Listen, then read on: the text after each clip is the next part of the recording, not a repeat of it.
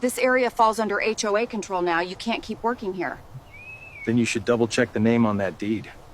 She pointed her finger at me like I was a criminal and shouted, "This man is trespassing. Detain him right now." The officers stepped onto my vineyard with their hands near their belts, ready to act. I just stood there holding a basket of grapes, watching them storm in as if I didn't even belong on my own soil. Karen from the HOA smirked like she had already won, waving a paper in her hand that she claimed was an eviction notice. "You can't harvest here anymore. This vineyard doesn't belong to you," she said, loud enough for the neighbors to hear. The officers glanced at me, waiting for an answer. I could feel my anger rising, but I kept my voice steady. "This is my land," I said, looking her straight in the eye. Karen laughed. "No, it's not. Some people always think they own more than they do. This is HOA property now." She shoved the paper toward the officers, pretending it was official. One of the officers started stepping closer to me, reaching for restraints. And in that moment, the weight of the silence hit. My workers stopped picking. The neighbors peeked from their fences. The whole valley seemed to hold its breath. I could have fought back right there, shouted or resisted.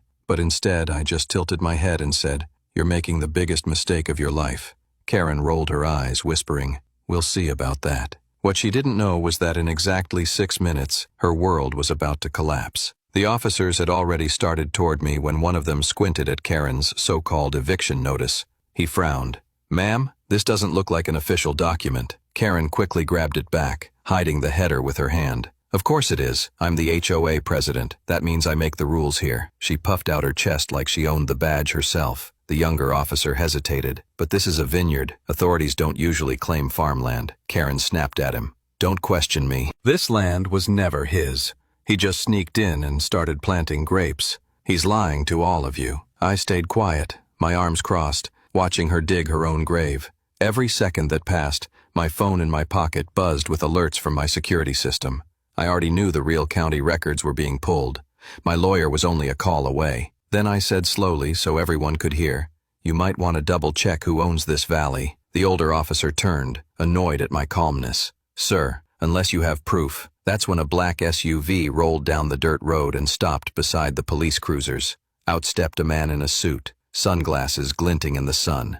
Karen's smug smile faded for the first time. The man walked straight to me, shook my hand and said, "Everything's ready, sir. The county records have been verified. You own every acre of this valley. This was just the beginning." Comment below. What would you do next if this happened to you? Share this to see what unfolds in part 2.